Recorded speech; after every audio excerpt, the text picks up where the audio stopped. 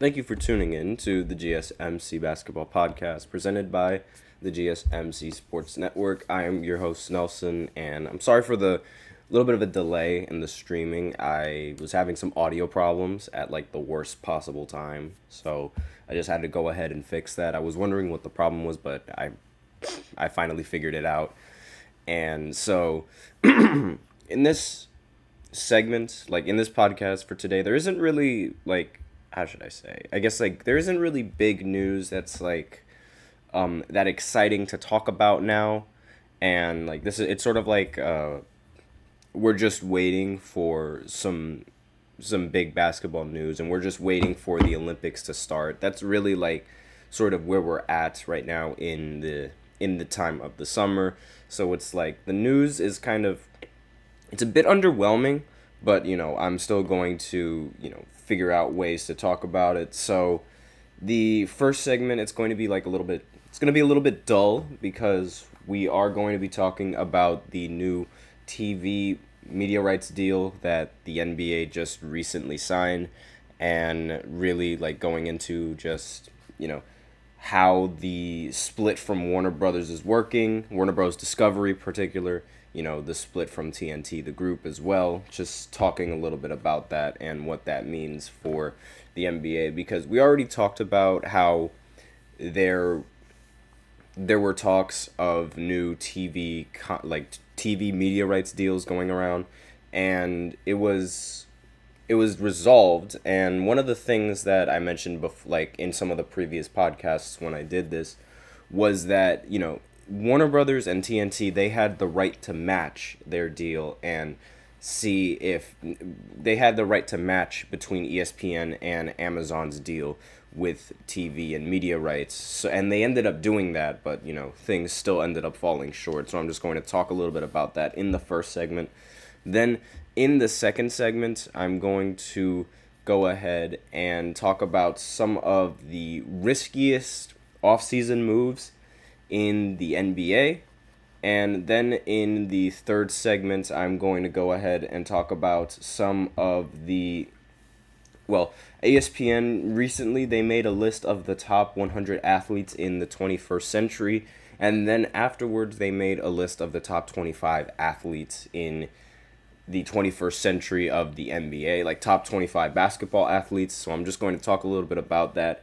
And then in the fourth segment, I'm going to go ahead and talk about some contract signings, because there's only one free agency contract to really talk about, and the New York Knicks recently made a move to keep Thibodeau for 3 more years. So I'm just going to talk a little bit about both of those in the fourth segment. We also have a special fifth segment that I like to reveal at the end of the fourth segment, so be sure to stay tuned for that. Before I begin, I'd like to remind everybody to please use the link in the description to get your comments recognized, or the link displayed below the ticker on every show segment. That is gsmcspodcast.net. Really helps the show, makes it much more interactive between myself and you guys. Once again, the link is gsmcspodcast.net. And without further ado, let's go right ahead and talk about the NBA parting ways with TNT and Warner Brothers Discovery. And, it's a sad day for all of those super diehard NBA fans, because I know the picture quality on this is awful, but, I had to make do with what I could. And so now the NBA they were talking about signing a $76 billion media rights deal for 11 years.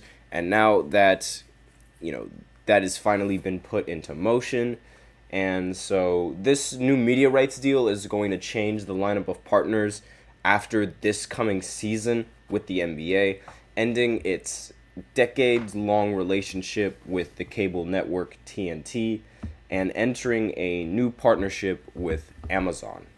So that's sort of the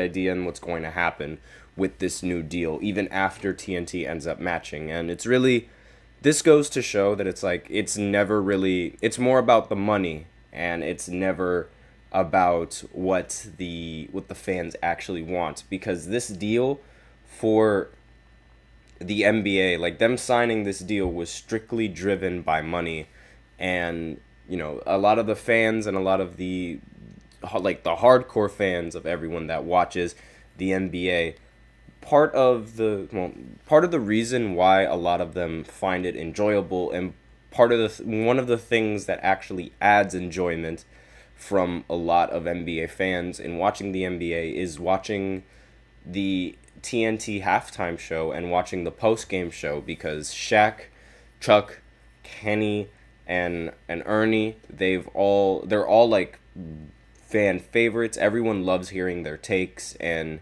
they also love making fun of Chuck, and they also love how Shaq makes fun of Chuck, and they also really like how, basically everyone on that board has a ring aside from Chuck, and that's one of the reasons why everyone makes fun of him.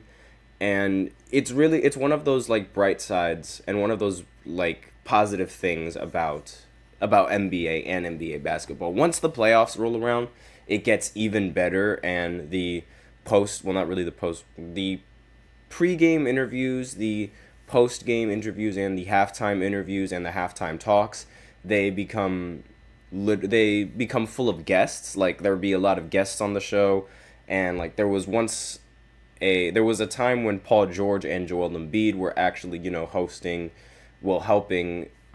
TNT and Inside the NBA, and they were pretty good. I mean, obviously, having NBA players in a pregame interview, like having NBA talents on that board and talking about it provides a lot more insight than what you just get from Shaq and Chuck. Because while I do like their commentary is like they did play in a league where it was, they did play in the league like before everyone else, and the game was sort of different. So their takes and their opinions might not necessarily be lined up with everyone else's takes and opinions right now.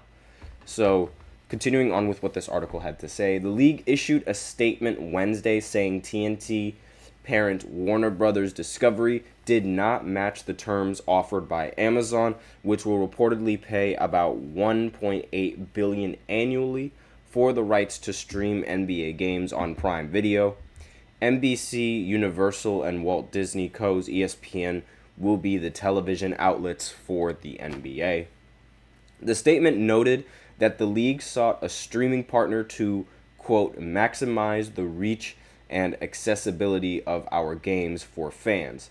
Streaming has become the platform of choice for young viewers who are bypassing traditional pay TV services. Our new arrangement with Amazon supports this goal by complementing broadcast cable and streaming packages that are already part of our new Disney and NBC Universal arrangements. The league said all three partners have also committed to substantial services to promote the league and enhance the fan experience.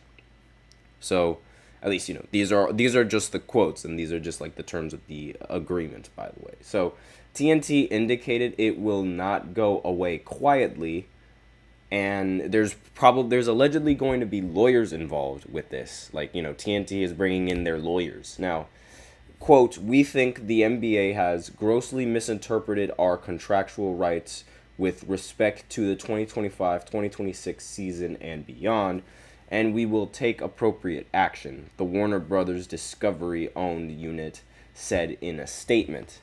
The deal makes Amazon's Prime Video a bigger powerhouse to the TV sports business thanks to its deep pockets. Now, obviously, Amazon Prime, now they have rights to, stream NFL games, and like Amazon already has it's already a player in live sports streaming arena because of its Thursday night football package. So it's like, every single Thursday night, even though I don't like it, I always got to put on Amazon Prime in order to watch football. And even though like I would much rather watch it on the cable, it does make it a little bit easier to watch these, to watch these teams on the go, because, I could pull up my phone and I can watch the game while it's being streamed on my phone a little bit easier than I could if it was on a cable sports channel.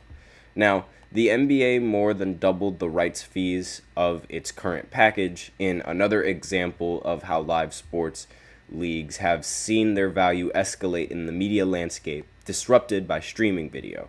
Live sports are must-have properties for a lot of TV networks, and they're no longer the first stop for scripted dramas and comedies. But tech companies getting into the video business also want sports to create greater scale for their streaming businesses, and leagues realize that streamers are the go-to source for a lot of the younger fans, as opposed to being attracted to the older audience, even though I think it should be a little bit of a balance between both.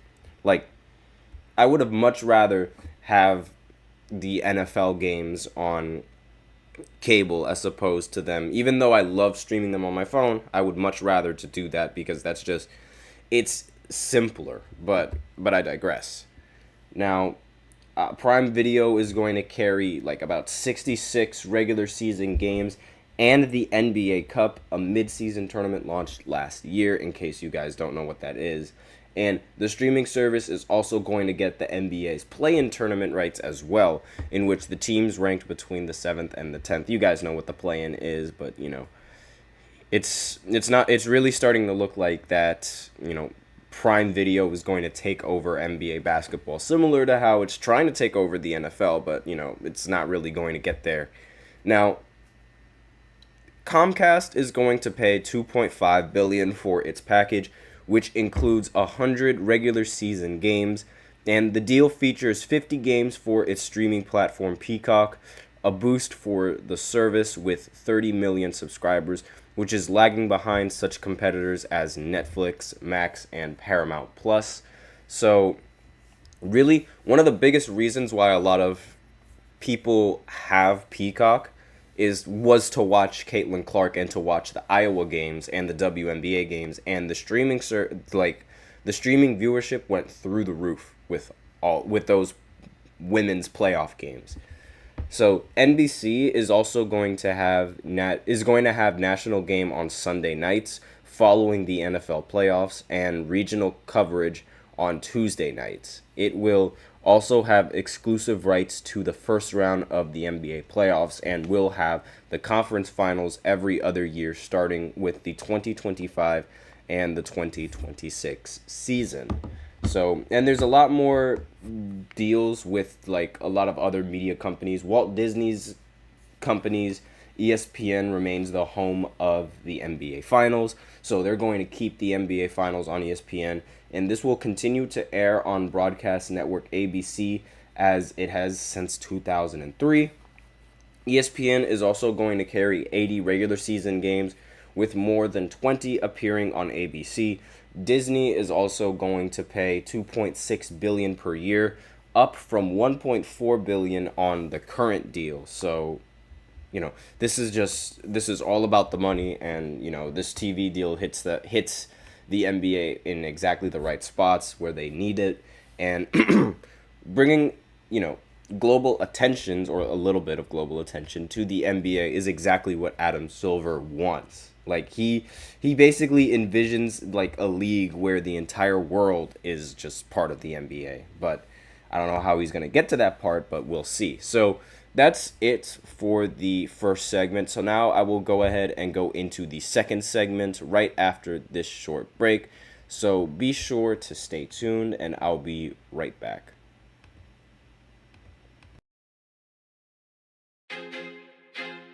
I feel like I'm losing my mind. Is everybody in the world blind? Please, Lord, give me a sign, a sign. I feel like I'm losing my mind. Is everybody in the world blind?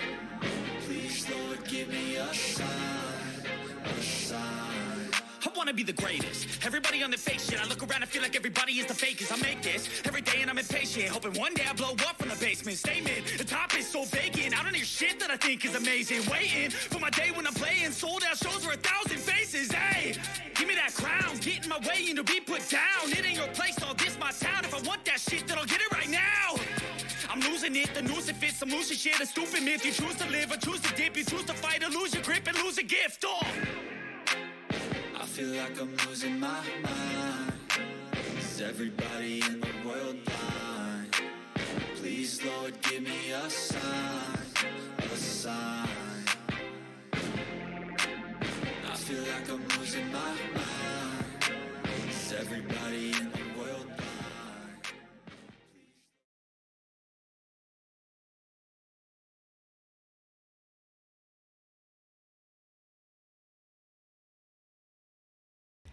And we are back with the second segment of the GSMC basketball podcast presented by the GSMC Sports Network. And in this segment, I'm going to be just going over some of the teams whom I feel made the riskiest moves in the offseason. Therefore, that's why the segment is called, riskiest offseason. So we could just see, this is talking about, whether it be free agent signings, whether it be trades, whether it be whether it be draft decisions, things like that. It's going to be about all of that.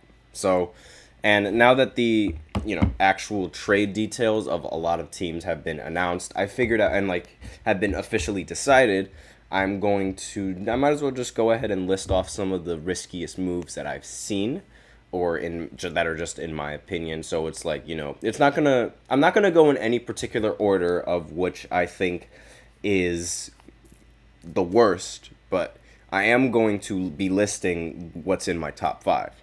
But before I begin, I would like to remind everybody to please go ahead and to use the link in the description to get your comments recognized, or the link displayed below the ticker on every show segment. That is gsmcpodcast.net.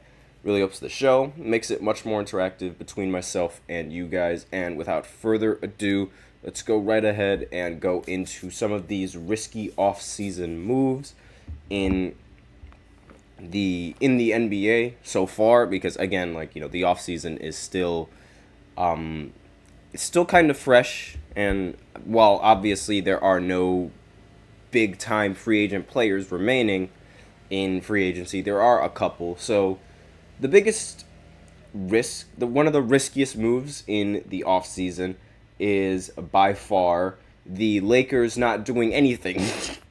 No, not really. That's unfortunately, the Lakers, they aren't going to make this list, even though they probably should make this list, because let's face it, not doing anything in the entire offseason is probably one of the riskiest moves for the entire NBA. But aside from that, I'll actually give you some of the moves that teams actually did, as opposed to some moves that teams didn't do. So the Timberwolves, they invested in guard Rob Dillingham. If you guys probably remember me talking about him in the previous segments when I graded him as an A for his summer league performance, and just the fact that the Timberwolves ended up picking him up. So he looked like they're probably going to forget that he was originally picked by the San Antonio Spurs on draft night, right? And people thought that he would be a phenomenal guard to pair with Victor, because they're both young and they both show a lot of promise. So giving Victor that young guard to sort of complement his game is sort of what the Spurs are looking forward and what they're trying to do. But it was later announced, literally right after he signed the contract, right after he got drafted by the Spurs, he was then traded to the Timberwolves, literally directly after he was drafted. And it was, a lot of people were very, very surprised that the Spurs were even going to trade this guard. And the fact that he would be moving to Minnesota, it was seen as rather risky, seeing as, it seemed like the Timberwolves already had their guards. So the Timberwolves brought a fair amount of shock and questions surrounding the trade and what exactly the Wolves ended up giving up in their assets for the guard, right? Now, Minnesota, they not only agreed to give up its only tradable future first round pick, the unprotected 2031 selection, but they also gave the Spurs the right to swap first rounders in 2030, the top one projected pick. And according to ESPN's Bobby Marks, a first-year salary of $6.3 million for Dillingham also meant paying an extra $28 million in luxury taxes next season. So this means that Dillingham is going to cost the Wolves $34.3 million next season, or roughly what players like Jason Tatum and SGA, Donovan Mitchell, and Tyrese Maxey is going to earn. So Minnesota's current tax bill has since moved from $105.6 million to $311 million. So that's the total roster cost. And no other moves have been made. Ignoring the financial ramifications is like ignoring all of the things that this does for your team financially. This is a pretty good move in terms of like building the team, right? Because, you add another young guard that can develop his game along with all the other young players that you have for the team. And they also were able to add significant talent through free agency and only entered the draft with numbers 27 and 37 in terms of like their overall picks. Now, getting a player as talented as Dillingham to come in and learn behind an outstanding veteran like Mike Conley is something that I've been saying is going to be a good thing for the longest time. So, really, I think, Dillingham is going to be a big part of this team's future. So this is sort of a move that I feel like it is risky, but it could come in with such a nice and high reward. Now, the next move on this list is the Knicks trading 6 first-round picks and swaps for Mikal Bridges. Now, I recently said that this trade was like, it accomplished both teams, like the goals of both teams. They wanted the Nets wanted to rebuild, like completely rebuild, and the Knicks wanted to contend, and they also wanted to do it with someone who used to be teammates with a majority of the Knicks squad, the Villanova people, right? Like Dante DiVincenzo, Josh Hart, Jalen Brunson, and Mikal Bridges. They've all played on the exact same Villanova team, and they all have that chemistry. So it's like this trade, at first I thought it was really, really good.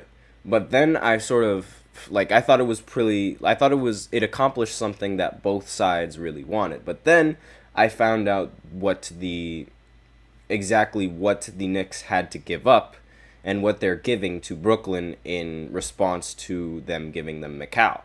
So they gave up a 2025 first round pick, a 2027 and 2029 and 2031 first round pick and 2025, and then they also they gave a 2028 first round pick swap and a 2025 second round pick swap, as well as Bojan Bogdanovic. This is a hefty trade, and this, in terms of like the hindsight, Bridges is not going to be worth all of these players. Like, I'm a big fan of Bridges. He was a fantastic player for the Knicks.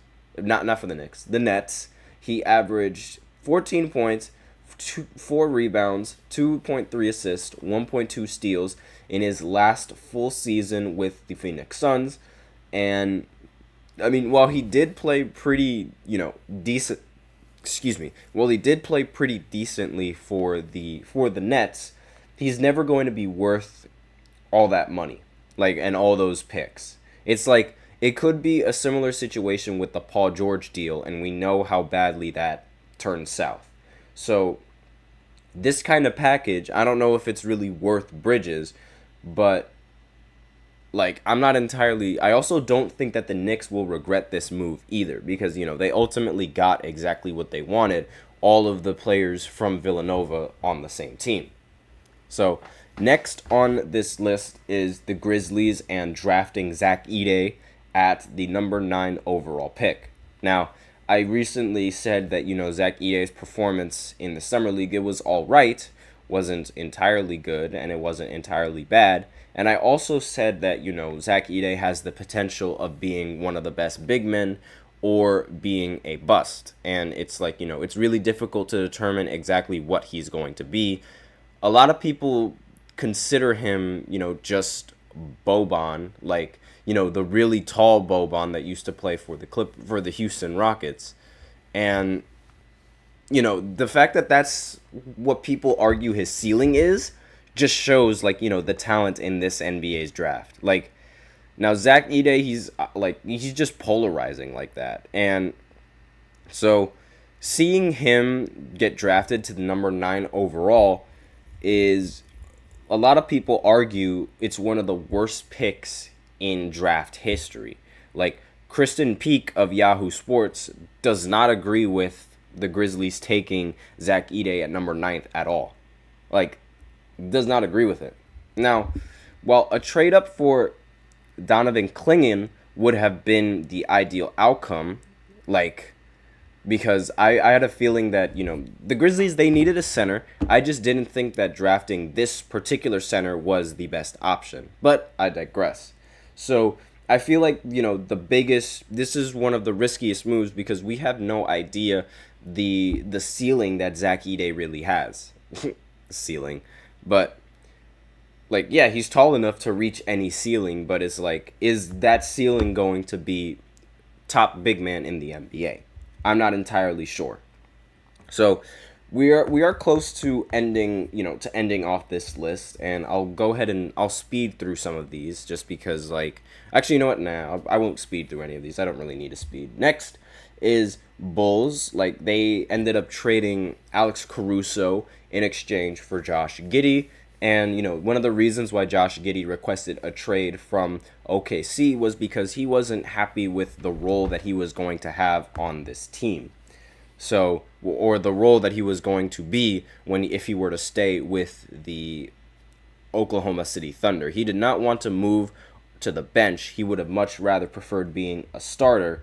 And really, I don't really see the Chicago Bulls, like, having good seasons with Giddey in the starting lineup, but that's just me, and that's sort of like one of the only reasons why I actually have this as a risky move, just because, I don't trust Giddey. Next on this, and finally, like, the final thing on this list is the 76ers. They give Paul George a massive $212 million contract for 4 years. Again, like, I'm sure all of you guys, you know exactly just, Paul George's injury history. Like, that's not even why I am worried. Even though I should worry, like, the Sixers should worry about this deal and the fact that he is rather injury prone. I'm more focused on the fact that on whether or not the Sixers are actually going to go far in this postseason after acquiring these players. Because now that they're giving Joel Embiid, Paul George, and Maxey so much money, and I'm not entirely sure how that's going to fare with salary cap and the new CBA rules, but one thing that I do know is that the 76ers have struggled to make it out of the first round, and here they bring in someone who is, like, known for struggling in the postseason, and they don't expect to struggle in the postseason? But, I digress. Again, anything can happen in this offseason. Well, not in this offseason, but anything can happen in the NBA. So really, like, who knows? Maybe this is exactly what they needed in order to beat the Celtics. But again, I don't really feel like this roster can really compete with the Celtics, despite bringing in a pretty competent small forward. But that's all I have. So next, we will go ahead and go into the third segment, where I talk about the top 25 NBA athletes. ESPN recently made a list about it, so I'm just going to talk about it right after this short break.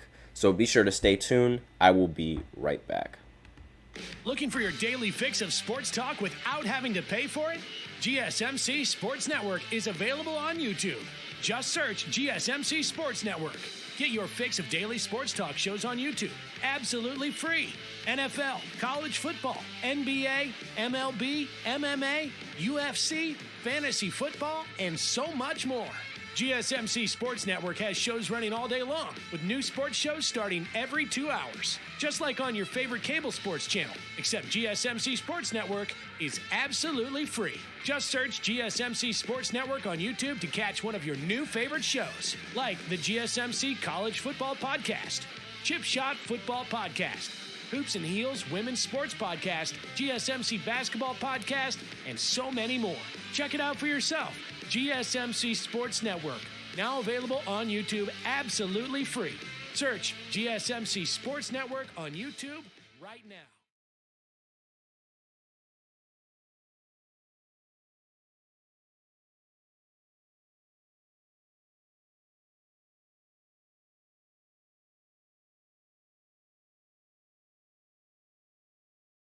And we are back with the third segment of the GSMC Basketball Podcast presented by the GSMC Sports Network.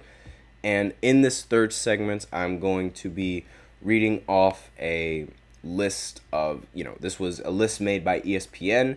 They are talking about, it's a list about the top 25 NBA athletes of the 21st century. So I'm just going to, talk a little bit about that, talk about the players and, who I think should be on the list, who I think deserves to be on the list, this, that, and the other, whether or not I agree with the player being on the list or whether or not I don't agree with the player being on the list. You're going to hear all of that in this third segment.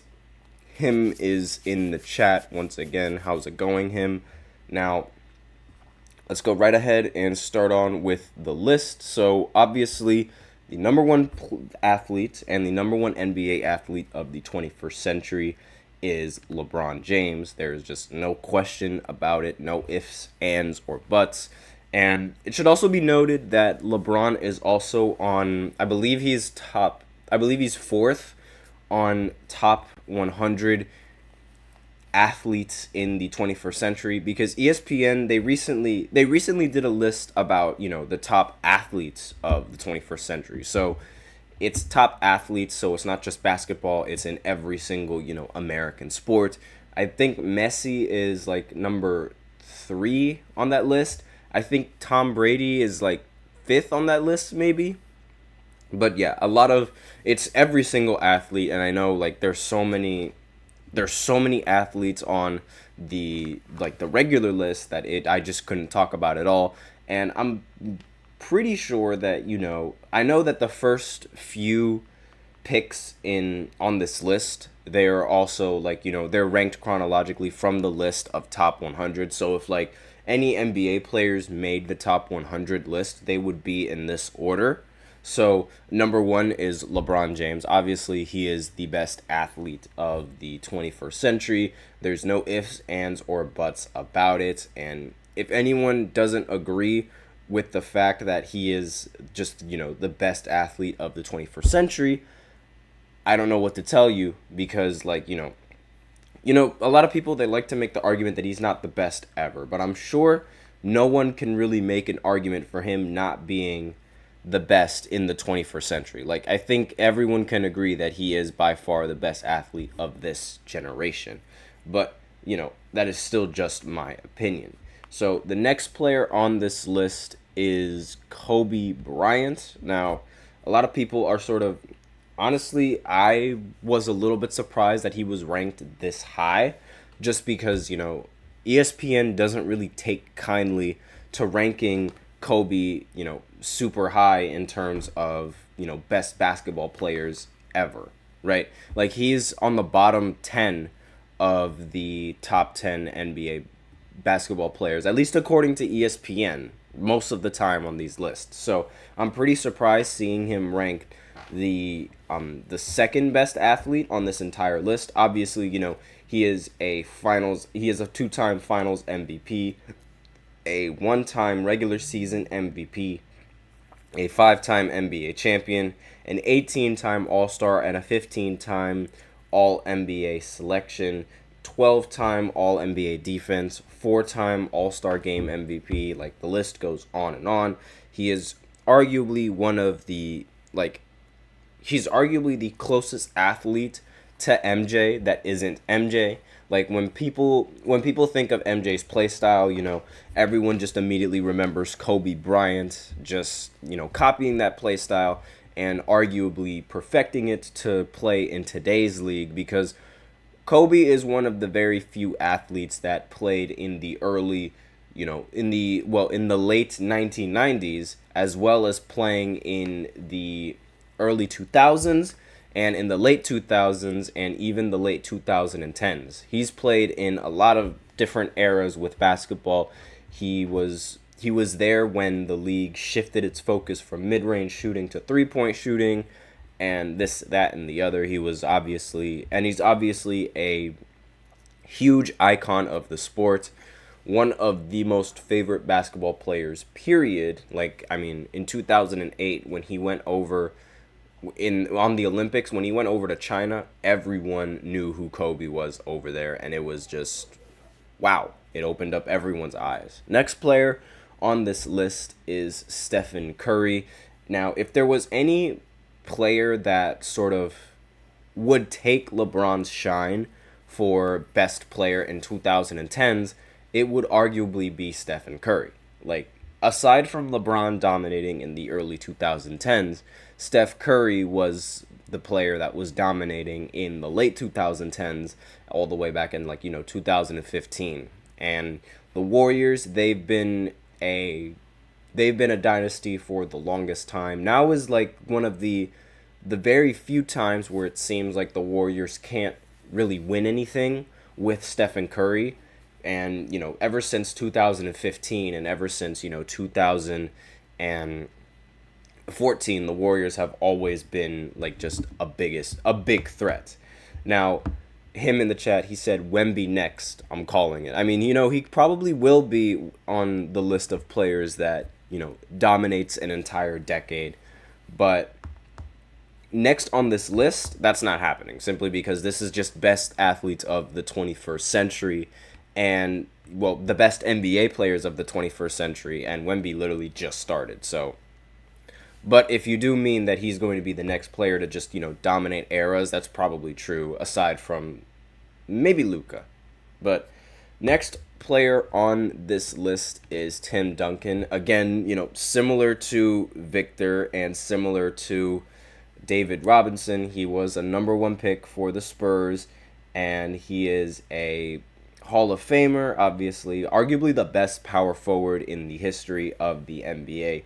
He was selected 13 times to be an All-NBA player. He was also a 13-time All-Defensive player, 14-time NBA All-Star, a 2-time MVP, a 2-time Finals MVP, and aside from, he's one of the very few players that was this close to reaching a 6-0 Finals record, but it took LeBron to prevent Tim Duncan from winning not 6 straight finals, but preventing Tim Duncan from having a 6-0 Finals record.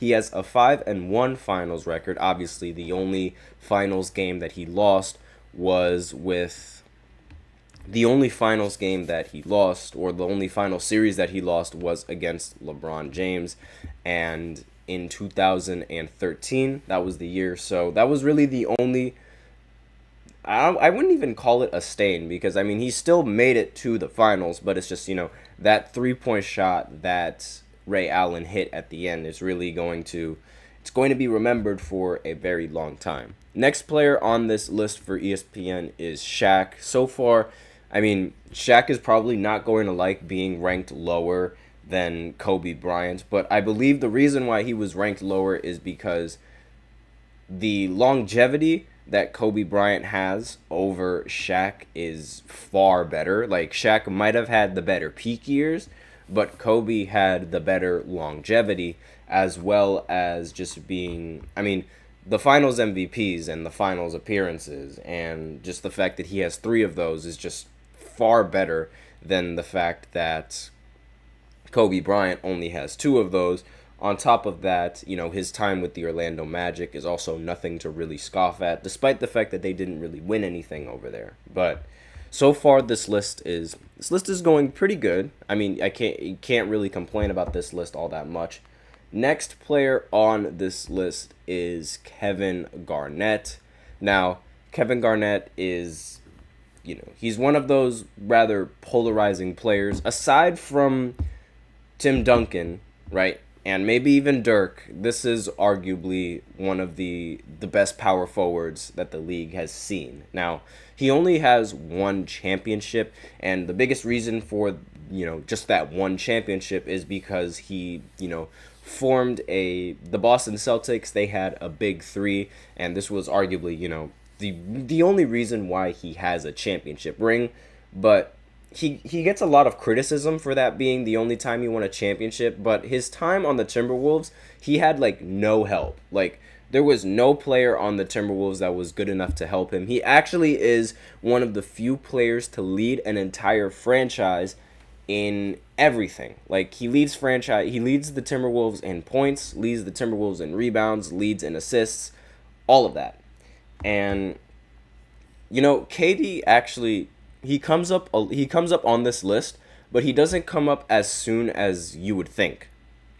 Jokic is next on this list. That's where my problem with ESPN is sort of it's starting to be a little more apparent, because Jokic being on this list this early is a problem to me, because Jokic he has MVPs, right? He has championships, he has finals MVPs, but I feel like he is a little bit too young to be on this list. I think one of the biggest reasons why he's on this list so high, and so early, is because he was able to overcome 2 3-1 leads in the bubble, and that was the only time in the history of basketball that's happened. And on top of that, he is the best passing big man that the league has seen.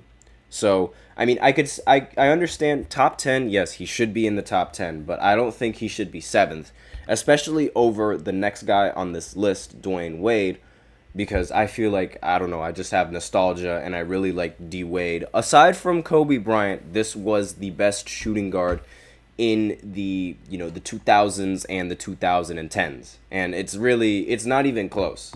This is by far the best shooting guard, and he has 3 championships. He also has a finals MVP.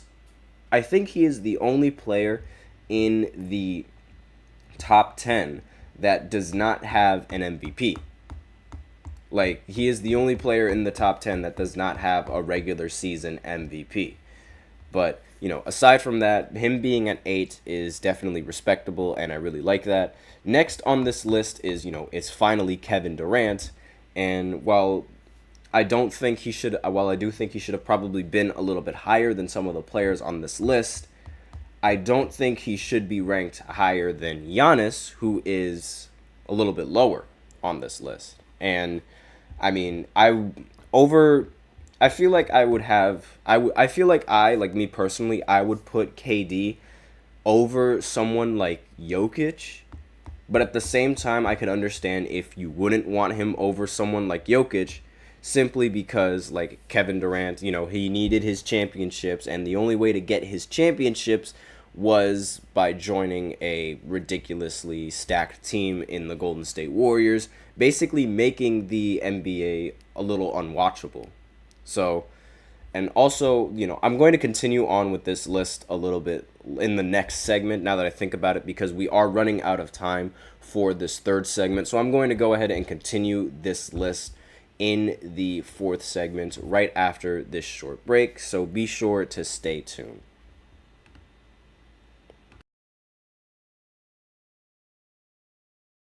For the best and latest podcasts available anywhere, go to the podcast app on your cell phone and type in GSMC to access free content-rich podcasts on health and wellness, book reviews, sports, entertainment, relationships, social media, movies, technology, finance, and even weird news. Subscribe and download the GSMC Podcast Network's family of shows, available everywhere podcasts are found.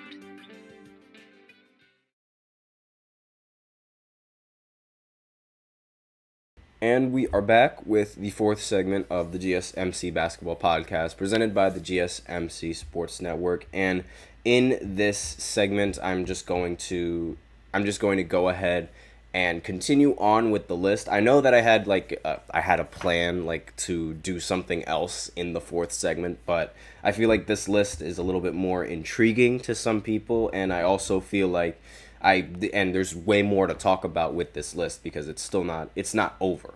And he had something to say in the chat. I don't know what you mean by 2007. What player are you talking about, and what does that mean? Because I have no idea what 2007 means. But aside from that, we left off on Kevin Durant, who was ranked 9th on this list. I personally, again, I've said before, I probably would have ranked him just, a little bit higher. But if you don't want him in the top 10 athletes, I can understand that as well, because I would rank someone like Giannis as better than, Kevin Durant, at least all time. But, I can understand why. I could understand both ways. The only reason why I personally have Giannis over Kevin Durant all time is because Giannis has, he has the defense. His offense is it's a little bit less than Kevin Durant's offense, but he was able to beat him in the 2021 finals. And he was also, again, Kevin Durant, he needed the Golden State Warriors in order to be great and in order to be cemented in history with a championship, where Giannis was able to stay with his team and be, the face of his team. He might not have been the closer, but he was by far the face of the team. So next player on this list, and the last player in the top 10, is Dirk Nowitzki. So he arguably one of the best foreign players to ever play in the NBA. He is a 2011 NBA champion, 2011 Finals MVP, a 2007 MVP, as well as a 14-time All-Star and a 12-time All-NBA. He's arguably one of the best power forwards that the league has seen, and he arguably one of the best shooting big men that the league has seen as well. He was probably the first power forward that was more heavy on the offensive side of the ball than he was on the defensive side of the ball. He played around the same time Kevin Garnett was there, and one of the things that separated Kevin Garnett from Dirk was Kevin Garnett's, presence on the defense. And while Kevin Garnett, and that was why a lot of people usually gave Kevin Garnett that edge, because Kevin Garnett was able to play both offense and play defense at a very efficient rate. Similar to this next player on this list, Giannis Antetokounmpo. Now, similar to Dirk Nowitzki, he is also a power forward who is fighting to hold the title as best international player in the history of basketball, as well as, I completely forgot. Dirk started that trend. Jokic is, successfully pulling off that trend, and Giannis is also successfully pulling off that trend as well, as being one of the best foreign players that the league has ever seen. So he's the Greek Freak. They obviously don't call him that for nothing. He ended up winning a championship in 2021. He won 2 MVPs as well as a Defensive Player of the Year in 2019-2020. He was an All-Star Game MVP. He's been in the All-Star several times. He's been the Most Improved Player, 5-time All-Defensive Team. I mean, he's one of the best players that the league has ever seen. And really, while he is dominant on the offensive side, he is extremely dominant on the defensive side. And that's really, one of the biggest difference makers with a lot of people on this list. It's the fact that he has ridiculous offense as well as ridiculous defense. And he is arguably he's like the Victor before Victor, if anything. He's this tall, lanky looking slender man guy that's just that could just dominate anyone just because of how much taller he is. And it's like the only difference between him and Victor is that Victor has a respectable jump shot. And that's like the only thing that Giannis is really lacking. And he doesn't really need to have a jump shot because he's just so dominant everywhere else. Next is Steve Nash.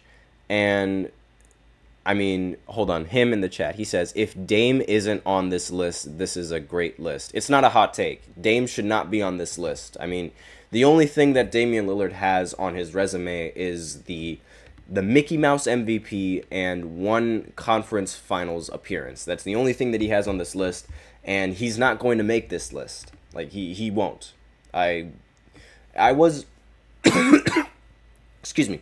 I wasn't expecting him to make this list, like, before I looked at this list either. Like, I knew he wasn't making this list. Like, by far was not making it. No questions about it. And not that Damian Lillard is, was bad, but it's just like there's so many other guards and there's so many other players that played better in the 21st century than Dame. And he's a bit overrated. I mean, Steve Nash, he has 2 MVPs, and he was an 8-time NBA All-Star as well as a 7-time All-NBA player, and he led the league in assists for 5 seasons. Like, he also has a 50-40-90 season, and he's arguably one of the best point guards that the league has seen, in charge of one of the best offenses that the league has seen.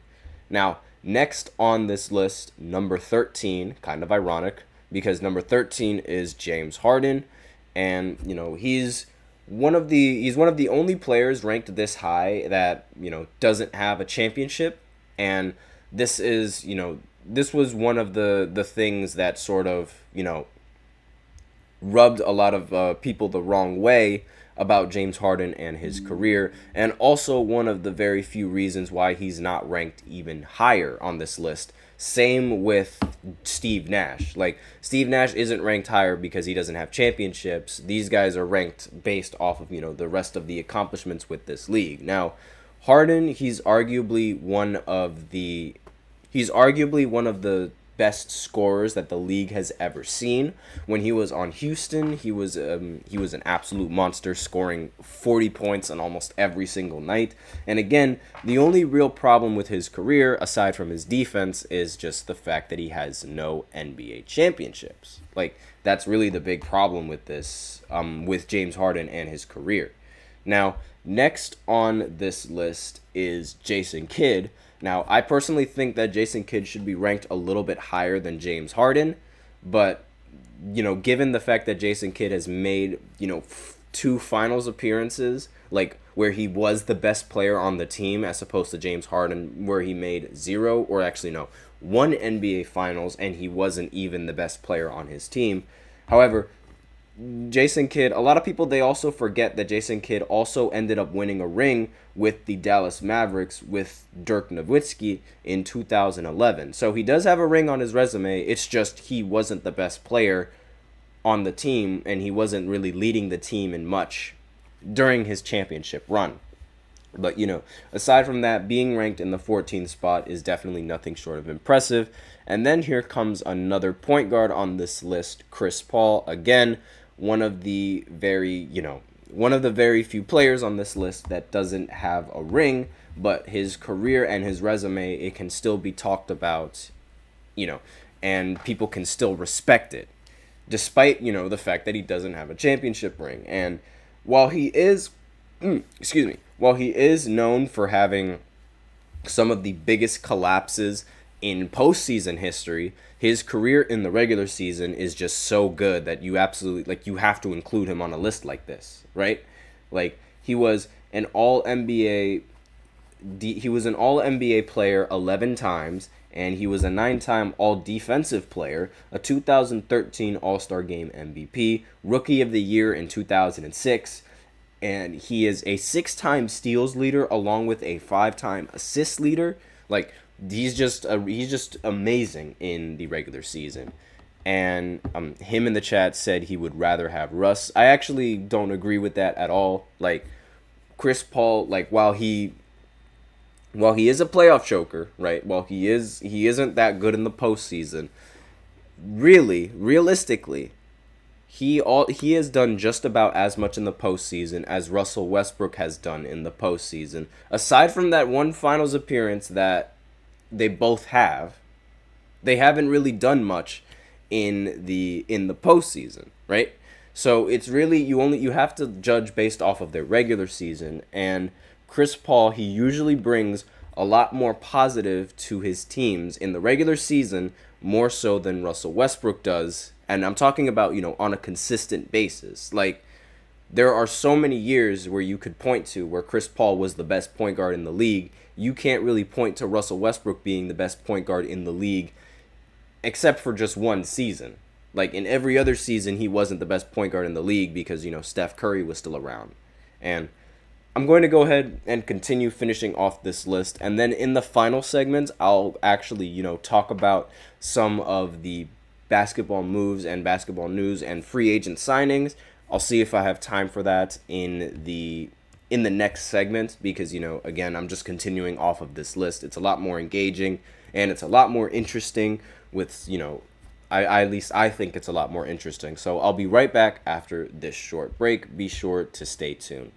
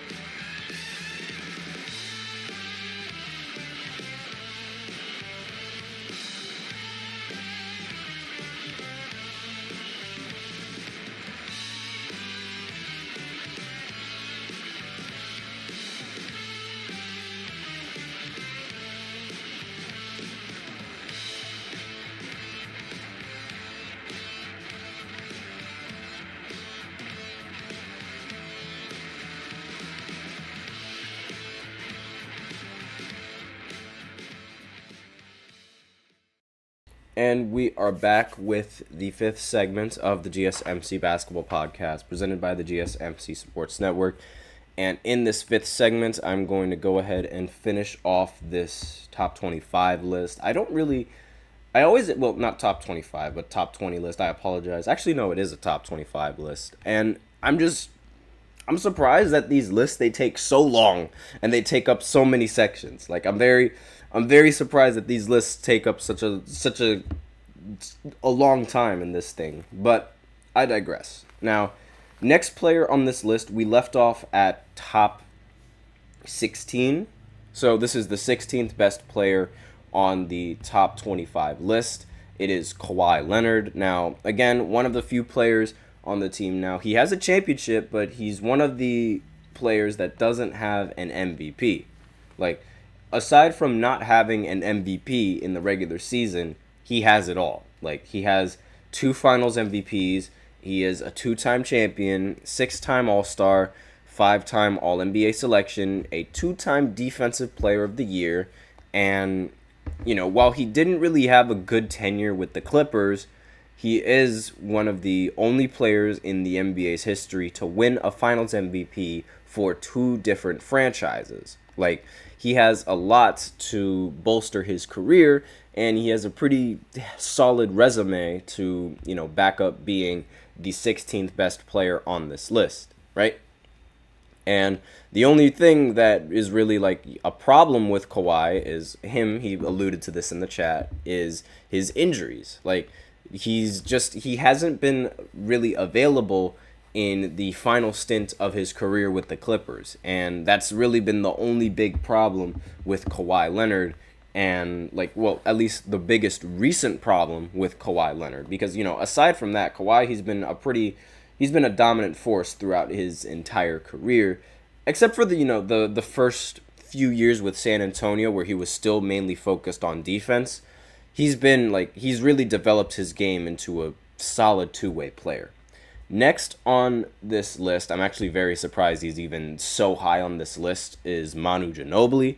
Now, I have a feeling that this is sort of one of the things that sort of bolsters his, standings might be his play in the Olympics, but at the same time, I don't really see him being ranked higher than the rest of these players on this list.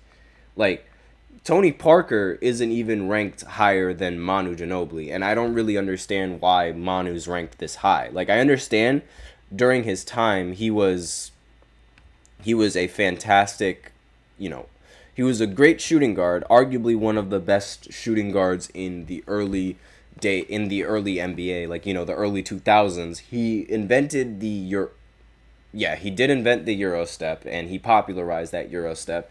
He is he is on the 75th, he's on the NBA 75 team. He is a 4-time NBA champion, a 2-time All-Star, and a 2-time All-NBA selection, as well as a 2007-2008 Sixth Man of the Year. Again, I don't think these awards and, his stature in the NBA should give him this high of a ranking. Like, yes, he should be ranked, but this high of a ranking, I don't think so.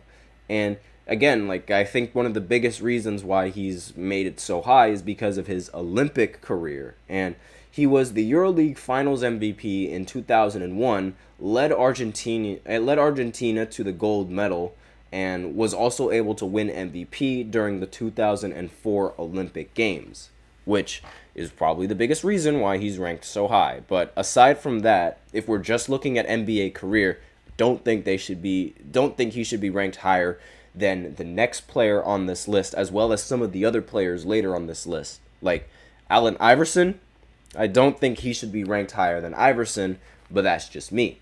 Because while Iverson is fantastic on the offensive side, you could argue that Manu was a better presence on the defensive end. But one thing that Iverson has that Manu doesn't have is his MVPs. It's just one MVP, but that's still one more MVP than Manu has. And yes, Manu does have the edge on championships, by far has the edge. But Iverson, he's a Hall of Famer, and he is on the 75th anniversary team. And, he was an MVP in 2000, 2001, 11-time All-Star, a 3-time scoring champion, and a 6-time All-NBA, as well as a 2-time All-Star MVP. Now, maybe he's not ranked so high simply because, he doesn't really have the same longevity that Manu Ginobili has, because Manu Ginobili, he does have longevity, but at the same time, he has that longevity because he played coming off the bench for a majority of his time with the San Antonio Spurs, and he also spent a lot of his career on a loaded squad. The Spurs, they've been a loaded squad for the longest time, ever since they got Tim Duncan. They've just been loaded, and Manu Ginobili joining Tim Duncan, it's obviously just going to make the team better. And I also don't think Manu should be ranked higher than Anthony Davis, but that just might be a little bit of a bias, because I do understand that Anthony Davis only now recently won an NBA championship. But one of the things that I think should, sort of improve Anthony Davis's rating on this list is the fact that he is the only player in the history of basketball that has won a FIBA World Cup, an Olympic gold medal, an NCAA championship, and an NBA championship. He's the only player in the history of basketball to do all 4 of those things. And you know how a lot of people, they rank MJ so high because of his winning. Well, Anthony Davis has won in every single competitive level of sports, and it's not just American sports, it's international sports as well. So he's also on the NBA's top 75 team. He is a 1-time NBA champion, a 9-time All-Star, 2017 All-Star MVP, 4-time All-NBA, 4-time All-Defense, and a 3-time block leader. So again, he's just a very unstoppable force in the paint. One of the best power forwards during, this year for the Lakers, and this image right here, there were some talks that this man was better than Tim Duncan. Yes, there was an insane time, but there were talks that he was better than him, which is ridiculous. But aside from that, next player on this list is Jesus Shuttlesworth, Ray Allen. Before Steph Curry, this man was considered the best three-point shooter that the league has ever seen. He's made the top 75 list for the NBA. He is a two-time champion, one time with the Boston Celtics and the other time with the Miami Heat. He arguably owns one of the most clutch shots in NBA history. The three-pointer in the corner is it's still talked about to this day. Everyone still says, oh, Ray Allen saved LeBron's legacy, this, that, and the other. But, it was a really tough shot. Very, very difficult shot. And, again, best three-point shooter in the league before Steph Curry. He definitely deserves this ranking.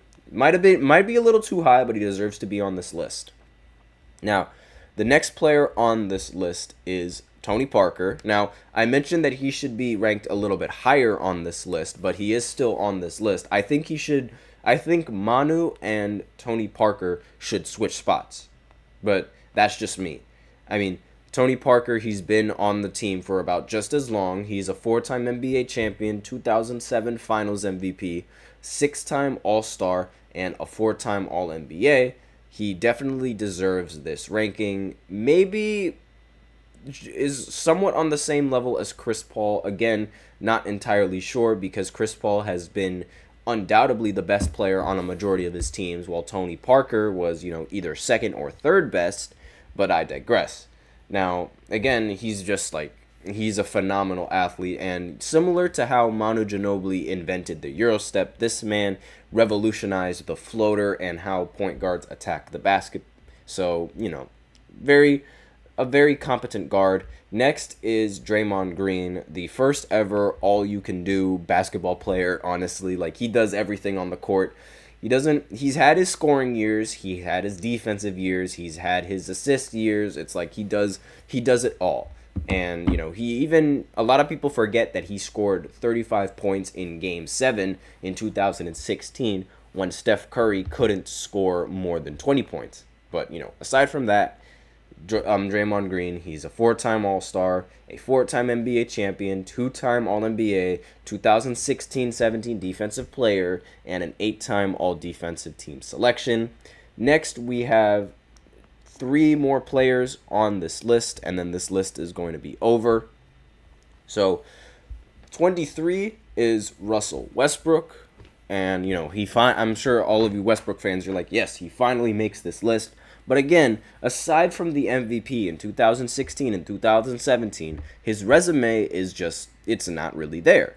I mean, he does have 9 All-NBA selections, and he is a 9-time All-Star. Yes, he has also led the assists in 3 times, and he has also led the league in points 2 times, and is also the all-time leader in triple-doubles. These are all counting stats. Aside from these counting stats, he hasn't really...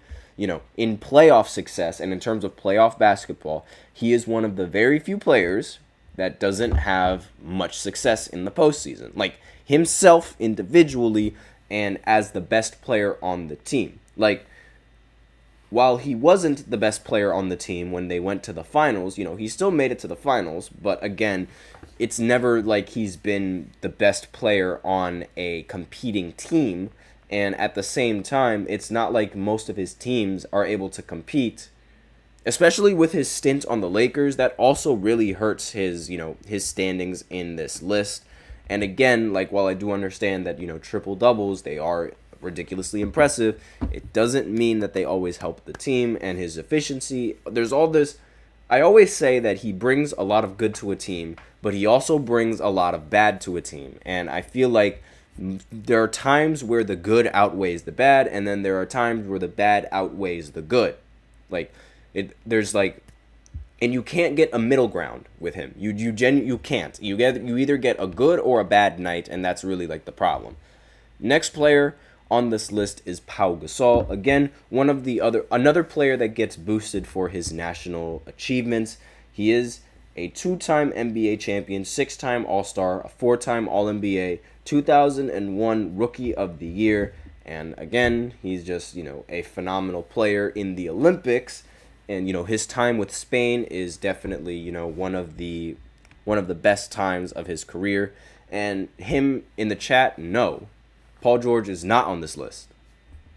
The next player on this list is definitely very controversial, but the next player is actually Luka Doncic. Like, he is 25th on this list of players. Now, I know that's absolutely insane, but when you really think about it, Luka, I understand, the recency bias and him making it all the way to the finals, but if you really think about it, he already has more finals appearances than Paul George. Yeah, like, I know it's insane that Luka's even on this list, but at the same time, he does have so many accolades and he does have a lot of achievements, and he's made it to the finals, and like, again, he's been talked about in the league. Like, there's actually conversation about him being the best player in the league. When Paul George was in his prime, he was never really considered the best player in the NBA, as much as Luka Doncic is considered the best player in the NBA. Now, partly has to do with the fact that Paul George played with LeBron. I understand that. But in this era, Luka Doncic basically is LeBron. Like, think of it that way. I mean, he's a 5-time All-Star. He's a 1-time scoring champion. He's a 4-time All-NBA. He won Rookie of the Year. He's been in MVP talks several times. And really, that's the only, like, concrete thing that Paul George has on his career. Like, we hear it constantly. We always hear the fact that, oh, Paul George, he had that 1 year on OKC where he almost won the MVP, right? We're talking about almost winning MVP seasons instead of, seasons where he actually won something. And there haven't been that many seasons where he won something. And on top of that, Luka Doncic, he also has a Western Conference, and a Western Conference Finals MVP, right? Like, that is, again, it is a relatively new award, but it's not like Luka Doncic isn't, like, I understand it is a little bit crazy, right? Like, it does sound very, very crazy, but, I understand how great Paul George was on the Pacers. And we also have TJ in the chat. He says, I don't hate Luka being on this list, but let's not forget young Paul George was a killer. Yes, I understand that. That is that's why I'm very shocked that he's not on this list. Like, but again, we also have to remember that this is also 21st century basketball, so this takes into account everything else that he's done. If it was just based off of his early years in Indiana, I have no doubt that he would make this list. But since this is, just an accumulation of things, like, I mean, he has several first-round disappointments. I really think that 3-1 lead that he blew with the Clippers is really hindering him on this list. Like, there's a lot of these, and Luka Doncic, he's never really had many playoff series where he's expected to win. Unlike Paul George, where he's expected to win. Like, it's really difficult to, scale both of those and, like, take both of their positives and take both of their flaws. Like, Paul George, he has the defense and the offense, but Luka probably has far better offense than Paul George is ever going to even get in his career. And on top of that, one of the things that Luka has above him is, like, just constant record-breaking performances. Like, Paul George, I can't really name many record-breaking performances that Paul George has as opposed to Luka Doncic, because, again, Luka, while he is relatively young, he is, like, most of his awards, or his accomplishments, youngest player to do this, youngest player to do that. He also, I remember there was a game where he had 70 points. I mean, there was that. There was also a game where he scored or assisted on over 80% of the Dallas Mavericks' points, right? Which is ridiculous, especially for someone so young. He's also, been the leader in playoff points per game for the longest time. And again, I feel like, there is an argument for him being in the top 25. Now, whether it's him or Paul George, that's still up for debate. But, I think this list it's relatively solid. Again, it's crazy how someone like Luka Doncic is able to even be on this list and is able to even be considered, while Paul George is just, is completely absent. So, that's basically all that I have for this segment, and, well, these 3 segments, I should say. And that's basically it for the podcast. That was a very, very long segment and very long explaining. But, aside from that, him in the chat, he has some more things to say. No, T-Mac is not on this list. And, again, yes, there are going to be a lot of players on this list that, they just haven't made it this list. But I can answer both T-Mac and Vince Carter. So, for one, Luka Doncic has more finals appearances than both of them.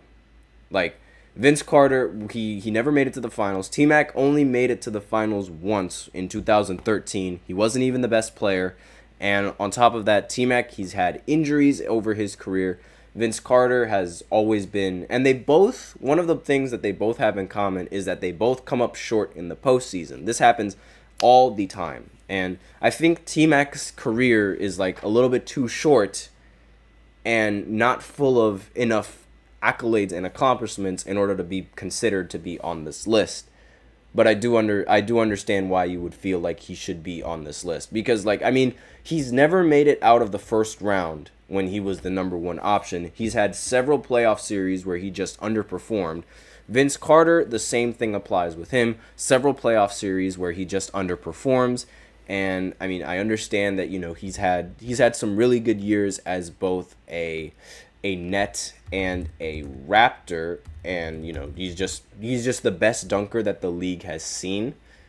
I don't think being called the best dunker allows you to get put in a position of being the best athlete, or being on a list of the best NBA players in the 21st century.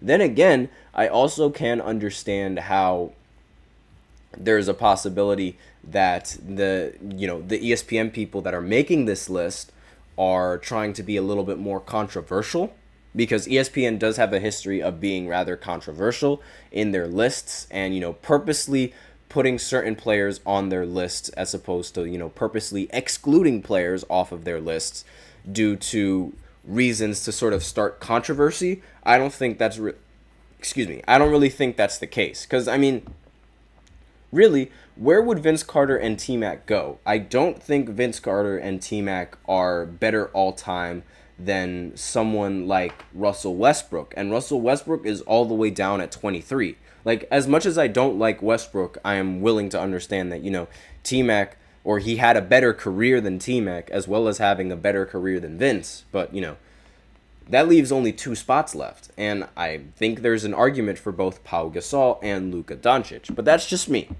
So, again, aside from that, that is all I have for this podcast. Thank you for tuning in to the GSMC Basketball Podcast, presented by the GSMC Sports Network. Your support means a lot to us, so remember to subscribe to the show, leave a positive review. It really does make a difference. We also invite you to follow us on Facebook, Twitter, TikTok, and Instagram for more content and updates. As usual, please remember to use the link in the description to get your comments recognized, or the link displayed below the ticker on every show segment. That is gsmcpodcast.net. Really helps the show, makes it more interactive between myself and you guys. That is all I have for you today on this final segment. Thank you so much for tuning in. I am your host, Nelson, and as always, take care.